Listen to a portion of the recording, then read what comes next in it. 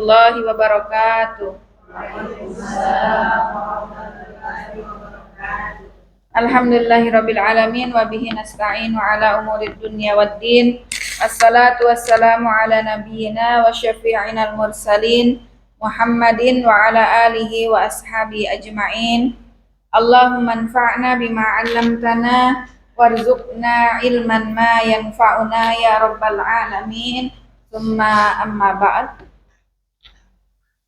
Alhamdulillah, kita mulai kajian kita pada tadabbur dan tafsir surah Asy-Syu'ara ayat 184.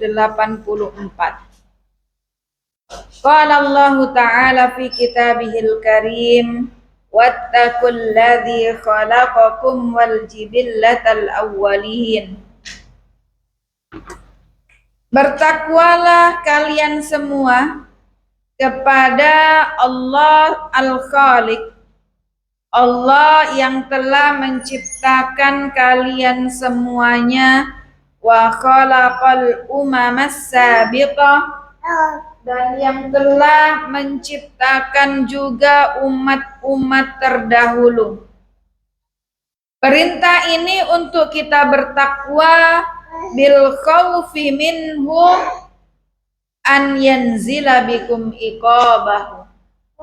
Kita bertakwa kepada Allah Subhanahu wa taala, takut jangan sampai Allah taala menurunkan iqabnya kepada kita semua manakala kita bermaksiat kepada Allah Subhanahu wa taala. Qalu innama anta minal musahharin. Ayat ini berkesinambungan dari ayat pada halaman sebelumnya, yakni menjelaskan tentang kedustaan ashabul aikah kepada Nabiullah Syu'aib alaihissalam, dan mereka membuli Nabi Syu'aib mengatakan, qalu innama anta minal musahharin. Wahai Nabi Syu'aib, sesungguhnya engkau adalah orang yang terkena sihir. Jadi dia membuli Nabi Syu'aib, mengatakan Nabi Syu'aib ini terkena sihir sehingga hilang akal sehatnya, ngaku-ngaku sebagai nabi. Wa ma anta illa basyarum misluna wa inna dhunnuka laminal kadhibin.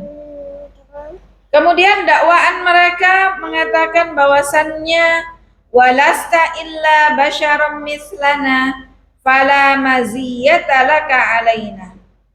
Engkau wahai Syu'aib tidak ada maziyah, tidak memiliki maziyah atau keistimewaan lebih dari kami. Fakaifa takunu rasulan, maka bagaimana engkau kemudian mengaku menjadi seorang rasul?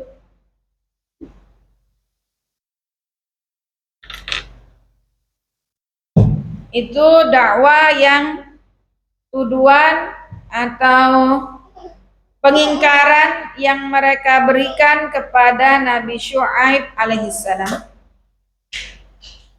Engkau bagaimana mengaku sebagai seorang rasul? Wala nadhunnuka illa kadziban fima tadda'ihi min annaka rasul.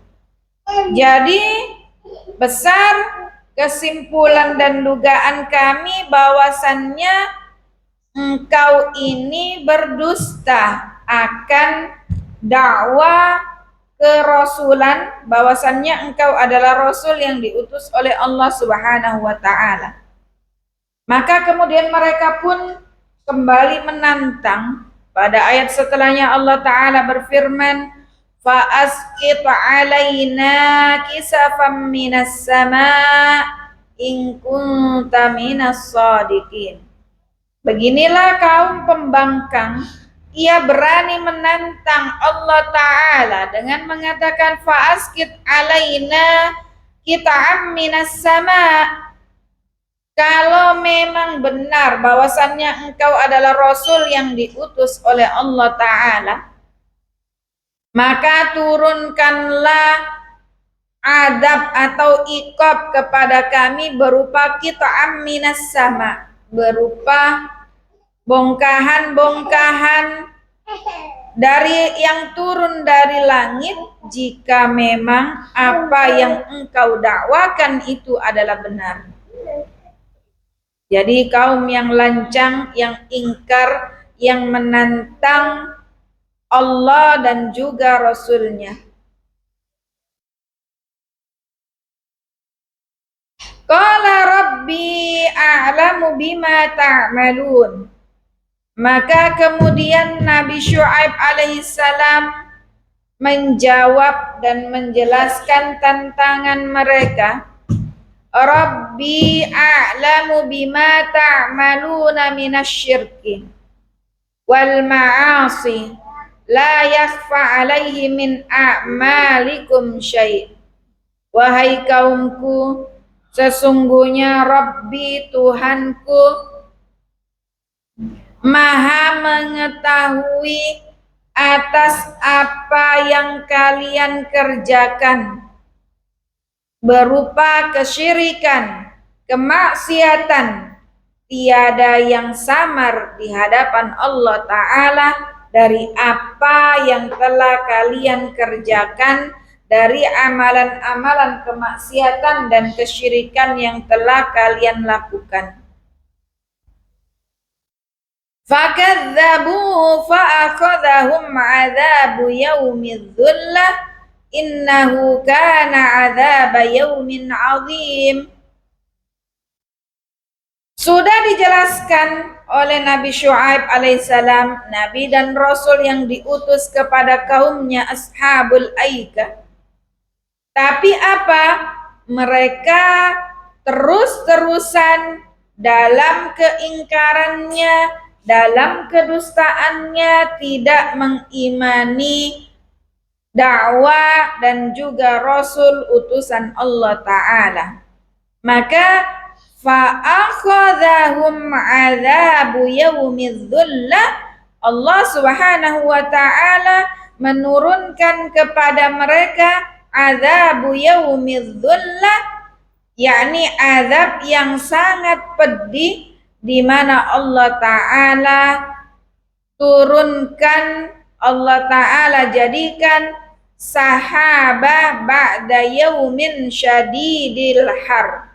Setelah panasnya matahari yang sangat terik, kemudian Allah Ta'ala jadikan, turunkan, yakni sahabah, awan mendung yang tebal. Selanjutnya fa'amtarat alaihim naran fa'ahraqathum.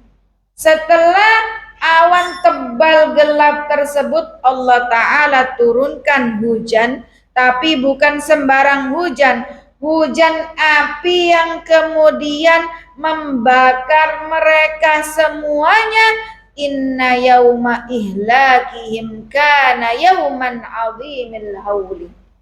Yang mana pada hari tersebut adalah hari kehancuran Ashabul Aikah, hari di mana mereka diturunkan oleh Allah azab atas tantangan mereka. Fa'amtarat fa'askit alaina kisafam minas sama' in kunta minas shadiqin. Maka Allah Ta'ala turunkan fa'akhadhahum 'adzabu yaumidz dzullah innahu kana 'adzaba yaumin 'adzim. Inna fi dzalika laayah wa ma kana aktsaruhum mu'minin.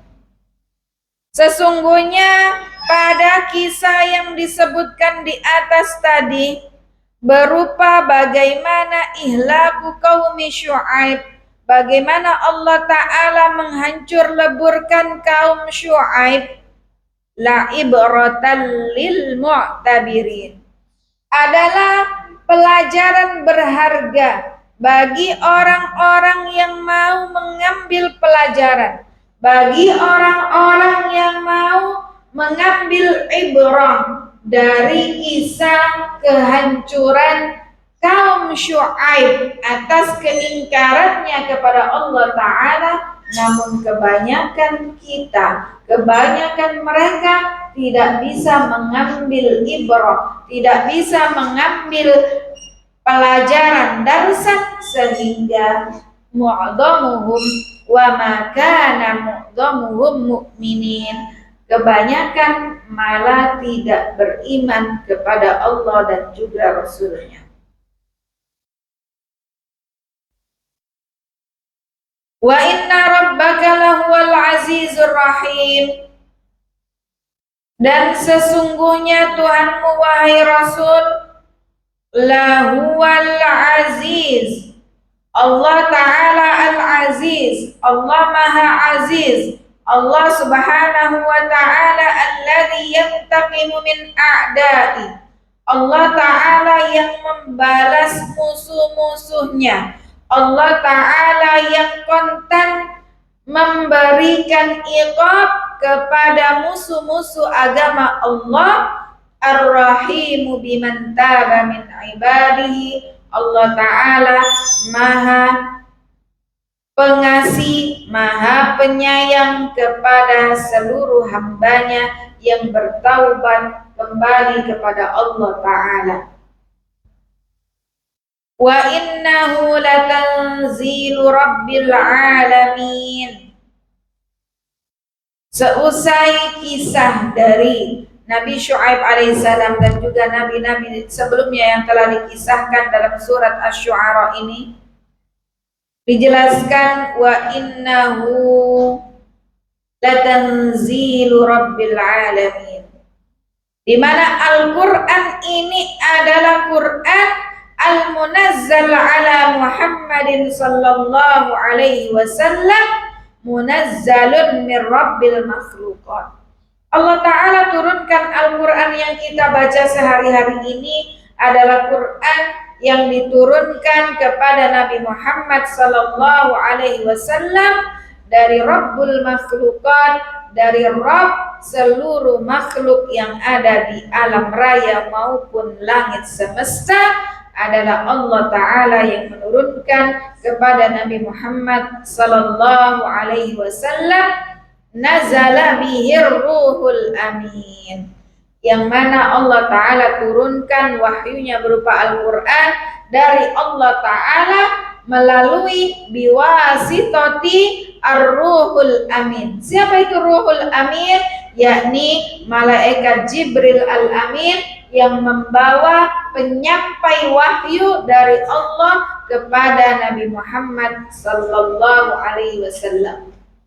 Jadi kalau ada pertanyaan, ma huwa ruhul amin, apa maksud dari ruh yang amin, ruh yang dipercaya? Adalah Jibril al-amin, yakni malaikat Jibril. Ala qalbika litakuna minal munzirin, yang mana Quran ini Allah Ta'ala turunkan kepada Nabi Muhammad melalui malaikat Jibril. Allah Ta'ala turunkan ala qalbika ayyuhar rasul, Allah turunkan di dalam dada hati Nabi Muhammad sallallahu alaihi wasallam, litakuna minar rusulil ladzina yanzuruna nas, agar kemudian Rasulullah ini sebagai seorang rasul menginzar, mewanti-wanti, memberikan kabar buruk dan juga kabar baik, basyiran wa nadhira, mewarni kepada seluruh alam, kepada seluruh manusia, wa yukhawwifunahum min adzabillah. Yani Rasulullah dengan membawa wahyu dari Allah biwasitati Jibril adalah mengemban risalah, mengemban amanah untuk menyampaikan kepada seluruh manusia, kafatan nas, basyiran wa nadhira, memberikan kabar gembira, apa reward yang akan Allah Ta'ala berikan kepada hamba-hambanya yang bertakwa, wa nadhira, dan mewarning, memberikan, menginfokan kabar bagi orang-orang yang tidak mau bertakwa kepada Allah, apa akan mendapatkan azab dari Allah Subhanahu wa Ta'ala.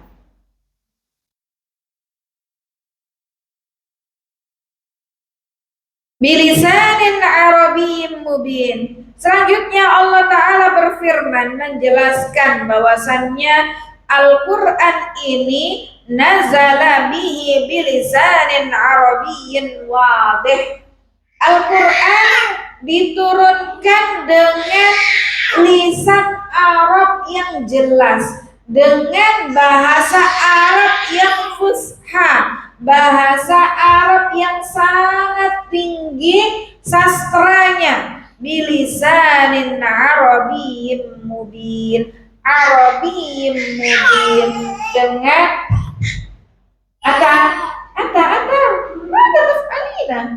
dengan bahasa Arab yang jelas. Atania.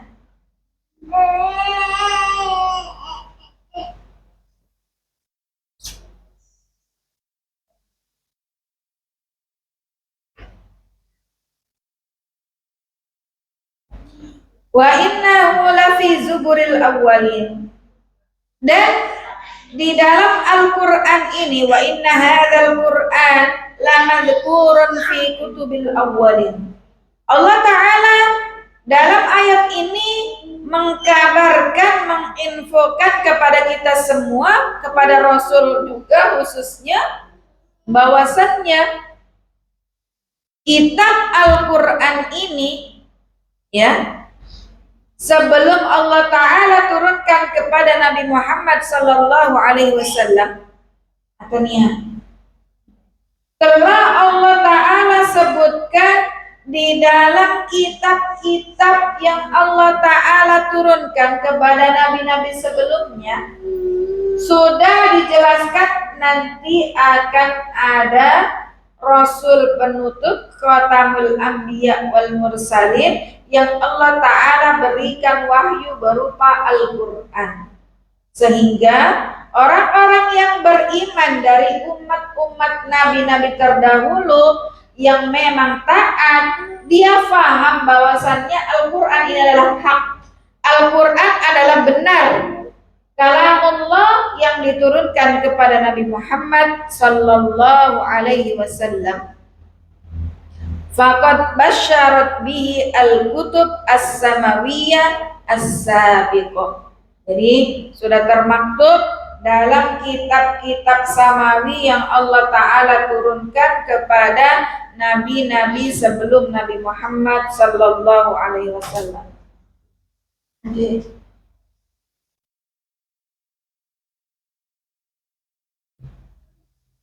Terkulik.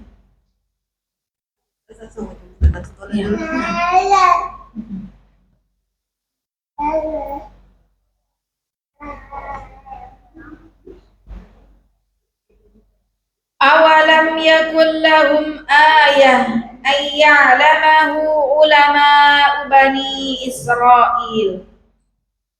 Tidakkah mereka orang-orang yang mengingkari alama ala sidqika, mengingkari kebenaran dakwah dari yang dibawa oleh Rasulullah Sallallahu Alaihi Wasallam. Tidakkah mereka mengetahui kebenaran ini, ya, atas apa yang telah diturunkan oleh Allah pada kitab-kitab sebelumnya, yakni pada agama-agama samawi sebelumnya ada alim ulamanya, yakni dalam hal ini Allah Ta'ala sebutkan ulama Bani Israel seperti Abdullah ibn Salam, yakni ulama-ulama pada agama yang Allah Ta'ala turunkan sebelumnya, diantaranya ulama Bani Israel. adalah mereka memahami bahwasannya di kitab-kitab mereka termaktub bahwasannya Al-Quran adalah kalamullah, kitab suci yang Allah Ta'ala turunkan kepada Nabi Muhammad Sallallahu Alaihi Wasallam. Maka tidakkah mereka kemudian mengetahui hal tersebut dari ulama-ulama mereka? Walau nazzalnahu ala ba'dil a'jamin, andai kata Allah Ta'ala turunkan Al-Quran ini dengan menggunakan bahasa Ajam. Ajam itu lawan dari Arab, non-Arab. Kalau Allah Ta'ala turunkan Al-Quran dengan bahasa Ajam, bahasa non-Arab, ya, yang mana ini bukan bahasanya orang Arab, tentu orang-orang tidak akan paham, tidak akan memahami kandungan dari ayat-ayat Al-Quran. Faqara'ahu alaihim ma kanu bihi mu'minin. Faqara'ahu alaihim ma saru bihi mu'minin li'annahum sayaqulun la nafhamuhu. Maka ketika Nabi Muhammad membacakan ayat-ayat Al-Quran kepada bangsa Arab ini, tentu mereka tidak akan paham kalau diturunkan dengan bahasa Ajam, bahasa non-Arab. Mereka akan mengatakan la nafhamuhu, kami nggak paham. Falyahmadullah an nazala bilughatihim. Maka seharusnya kalian orang Arab, ya, bersyukur, berucap syukur kepada Allah Subhanahu wa Ta'ala karena Allah Ta'ala turunkan Al-Quran ini dengan bahasa Arab. Kadzalika salaknahu fi qulubil mujrimin. Kadzalika adkhalna takdzib wal kufr fi qulubil mujrimin. Ya, walaupun sudah diturunkan dengan bahasa Arab, namun dalam hati mereka, dalam diri mereka, mereka kufur. Maka Allah Ta'ala masukkan di dalam hati mereka at-takdzib wal kufur, keingkaran dan juga kekufuran, sehingga tidak mengimani dakwah yang dibawa oleh Nabi Muhammad SAW dan juga kandungan dari ayat-ayat Al-Quran yang telah diwahyukan kepada Nabi Muhammad sallallahu alaihi wasallam. Allahumma shalli wa sallim alaihi. La yu'minuna bihi hatta yarawul azab al-alim. La yataghayyaruna amma hum alaihi minal kufri wa la yu'minuna hatta yarawul azab al-mujah. Jadi mereka tetap dalam posisinya, tetap dalam prinsipnya, tidak mengubah hal tersebut akan kekafirannya, dan mereka tidak beriman kepada Allah, Rasul dan juga kitab-kitabnya, ya, yang mana sampai kemudian turun adab yang sangat pedih kepada mereka ini. Fayatiyahum baghtatan wa hum la yash'urun. Maka ketika tiba-tiba datanglah azab yang mana mereka tidak sigap dan juga belum ada ilmu yang mereka ketahui akan datangnya adab, maka Allah Ta'ala turunkan adab di waktu mereka lalai, di mana mereka tidak memiliki kesiapan, balta, tiba-tiba, fayaqulu hal nahnu mundzarun. Maka ketika sudah Allah Ta'ala turunkan adab, mereka mengatakan, mohon untuk ditunda ya Allah agar kita bisa beriman dan melakukan amalan soleh. Maka apakah manfaat taubat di waktu telat manakala Allah telah turunkan azab? Tentu la yanfa'uhum tidak akan memberikan manfaat sedikit pun kepada mereka manakala Allah Ta'ala sudah turunkan adab.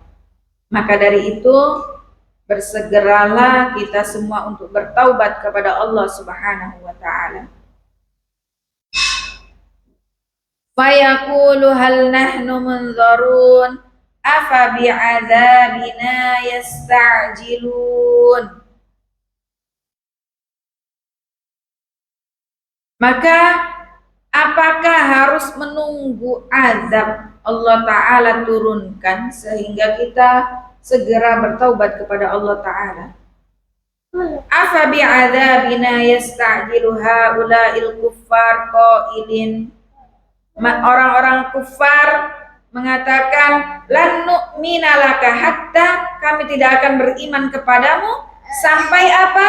Hatta tusqitas samaa'a kama za'amta alaina kisafa. Kami nggak akan beriman sampai benar nggak? Kalau memang benar sampai diturunkan adab dari langit, ya. Jadi nunggu diturunkan adab dulu baru beriman. Manakala sudah diturunkan adab tidak manfaat keimanannya.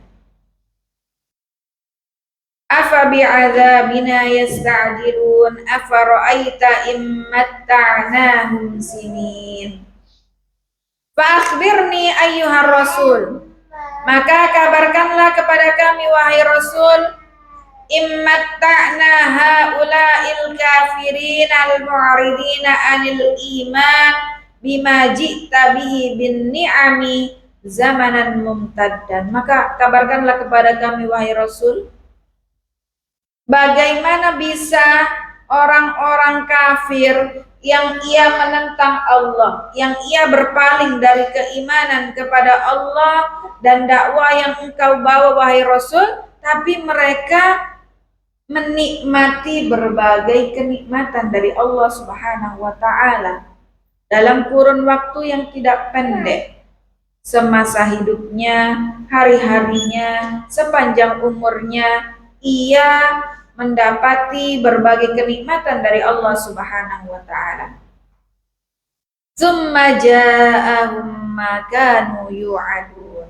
Kemudian datang kepada mereka setelah itu di mana sebelumnya mereka mendapatkan berbagai kenikmatan dari Allah, maka datanglah waktu di mana janji Allah adalah hak.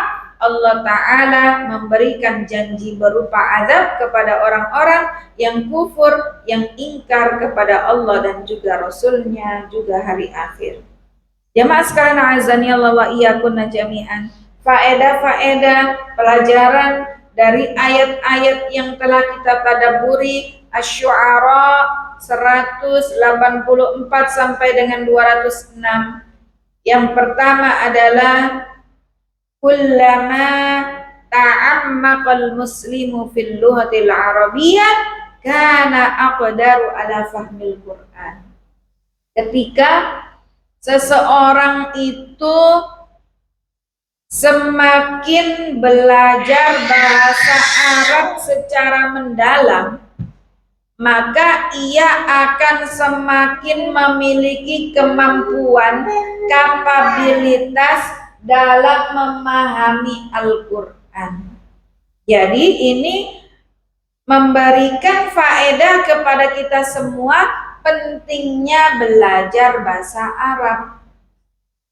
Kalau belajar bahasa Arabnya baru di level hada-hadi, ya belum bisa kita untuk bagaimana, sejauh mana untuk memahami kandungan dari ayat-ayat Al-Quran. Tapi terus kita belajar semakin mendalam, bukan hanya nahwunya saja, shorof juga, kemudian ilmu-ilmu pendukung lain, pisau analisis dalam memahami ayat-ayat Al-Quran. Diantaranya juga harus tahu bahasa Arab, mengetahui dan menguasai ilmu usul fiqh.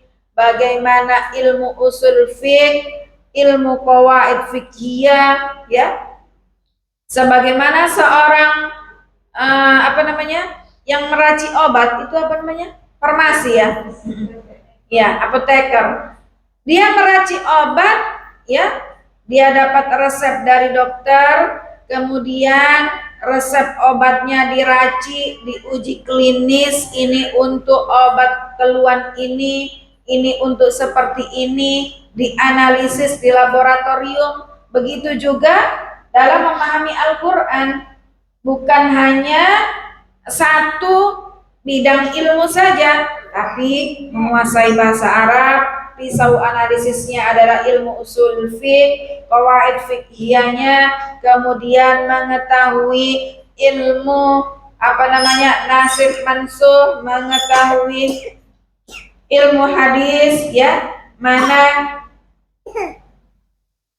dalil atau nas yang terdahulu dan yang terbaru, sehingga mana yang dihapus dan mana yang menghapus, bagaimana ilmu asbabil wurud, sebab-sebab atau asbabun nuzul, sebab-sebab turunnya ayat ini, sehingga bisa memahami, kemudian mengkaji dan menghasilkan produk hukum yang bersumber digali dari nas-nas yang sharih, baik dari Al-Quran maupun hadis-hadis Rasulullah Sallallahu Alaihi Wasallam. Sehingga ini pentingnya belajar bahasa Arab bagi seorang muslim. Bahkan orang-orang non-muslim pun mempelajari bahasa Arab dengan tujuan apa? Dengan tujuan untuk kemudian bisa paham Al-Quran. Tujuannya, niatnya awalnya jelek, yakni untuk menghajurkan Islam, untuk huzwul fikri, untuk menanamkan pemikiran-pemikiran buruk terhadap umat Islam dan generasi Islam. Tapi terkadang hidayah menyapanya, semakin dia memahami Al-Quran, semakin dia kemudian mempercayai kebenaran-kebenaran dalam ayat-ayat Al-Quran yang Allah Ta'ala turunkan kepada Nabi Muhammad Sallallahu Alaihi Wasallam. Sehingga ini pentingnya kita belajar bahasa Arab. Bahkan di kampus-kampus luar negeri, kampus-kampus negara-negara non-muslim menjadikan bahasa Arab itu mata kuliah wajib yang harus mahasiswa pelajari. Kita dapati mahasiswa non-muslim di Korea, di Cina, di Jepang, dan negara-negara non-muslim lainnya, mereka bahkan fasih berbahasa Arab. Dan kita justru orang muslim, ya, dijauhkan dari pemikiran itu. Pemikiran kita terkontaminasi dengan mungkin bahasa Arab ini terbelakang, bukan bahasa internasional. Padahal bahasa internasional diantaranya juga bahasa Arab. Selain bahasa Inggris, bahasa Arab. Sehingga kita merasa kayak, kalau bahasa Arab nggak keren, kalau bahasa Inggris keren, apalagi sekarang bahasa Cina keren, karena menguasai seluruh dunia misalnya. Sehingga jangan kemudian merasa bahasa Arab itu keterbelakangan, tidak. Maka dari itu banyak sekali bahkan di negara-negara Arab terkena yang namanya huzwul fikri, sehingga generasi muslim ini nggak bisa bahasa Arab. Ia memang sehari-hari berbahasa Arab, tapi bukan bahasa Arab fusha, tapi bahasa Arab yang tidak resmi, bahasa amiyah, selengker, sehingga ketika memahami Al-Quran dan hadis pun kesusahan. Sehingga jangan dikira kemudian mereka orang Arab jadi pahami semua, belum tentu. Yang musaqaf, yang memang belajar akademisi diantaranya, maka banyak kita dapati ulama-ulama kita bahkan bukan dari Arab. Misalnya pakar ilmu nahwu, ya, Imam Ibnu Malik Al-Andalus, pengarang kitab Alfiyah yang fenomenal dalam ilmu nahwu. Apakah beliau orang Arab? Bukan. Beliau orang Andalusia, Spanyol. Ya. Kemudian pakar nahwu lainnya, ulama-ulama hadis, ya. Imam Bukhari itu dari Bukhara. Apakah orang Arab? Bukan. Beliau dari Bukhara, negara mana itu? Yang ada belakangnya kan Uzbekistan ya, kalau nggak salah Bukhara itu. Mohon dikoreksi kalau salah. Negara yang belakangnya tan itu, Azerbaijan, Uzbekistan, Kazakhstan, Kirgistan, ya, masuk dalam negara Asia Tengah kalau kita belajar di geografi gitu. Bukan orang Arab. Jadi kemudian jangan kemudian merasa oh kita orang Arab pantaslah kita nggak bisa bahasa Arab, kita nggak paham Al-Quran, nggak paham apa yang kita baca, nggak paham hadis Nabi. Bukan seperti itu. Yakni manakala kita Allah Ta'ala berikan akal, kemampuan untuk bisa belajar, maka kita ambil kesempatan tersebut. Sehingga kita dapati ulama-ulama kita bahkan bukan yang bahasa aslinya itu bahasa Arab.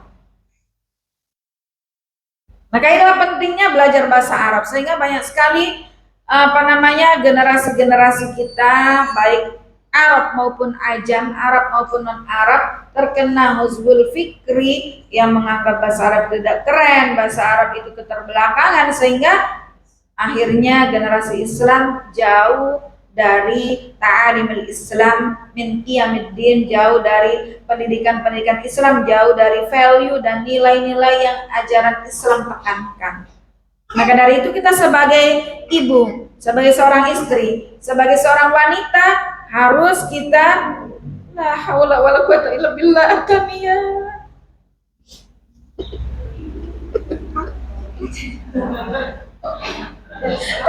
Lincah sampai bajunya keluar.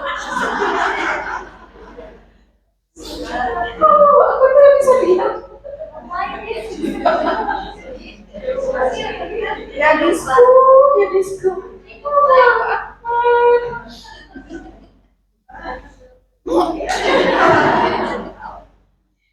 Sehingga banyak yang tidak memahami Al-Quran, banyak tidak memahami hadis, sehingga jauh dari ajaran-ajaran Islam, karena mereka juga dijauhkan, generasi kita dijauhkan dari hubbul Quran, hubbul lughatil Arabiyyah, cinta bahasa Arab, cinta Al-Quran, sehingga jauh dari ajaran-ajaran Islam yang ditekankan, yang dibawa oleh Nabi Muhammad Sallallahu Alaihi Wasallam.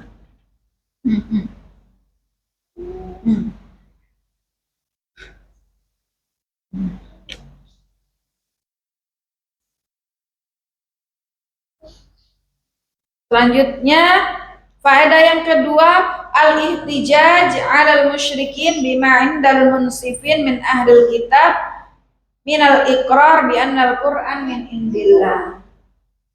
Yang ketiga adalah dalil-dalil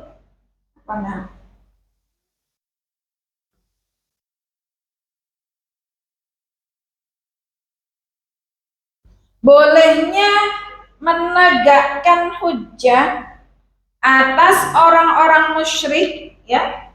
Kita bisa jadikan ini dalil atau hujjah atas orang-orang musyrik, bagaimana sikap, ya, kita perlihatkan bagaimana sikap pengakuan orang-orang yang objektif dari kalangan ahlul kitab yang mengatakan bahwa Al-Quran itu benar berasal dari sisi Allah Subhanahu wa Ta'ala.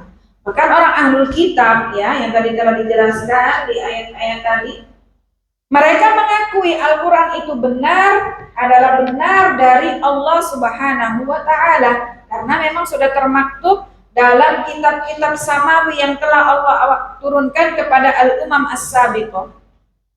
Ya, jadi kita bisa menggunakan dalil ini bahwasannya orang-orang dari ulama kalangan ahli kitab pun mengakui, membenarkan bahwasannya Al-Quran adalah min indillah. Kemudian faedah selanjutnya, ma yanalul kuffar minan ni'am min ni'amid dunya istidrajun la karamah. Bahwasannya kenikmatan yang diperoleh oleh orang-orang kafir di dunia ini, ketika mereka di dunia, ya, mereka mendapatkan kenikmatan-kenikmatan dari Allah Ta'ala, itu adalah bentuk istidraj, bukan kemuliaan. Bukan berarti kemudian Allah Ta'ala memuliakan mereka dengan memberikan berbagai kenikmatan di dunia, tapi itu adalah istidraj, dielu-elu sama Allah. Apakah sadar apa enggak, ya? tapi senantiasa dalam kekufuran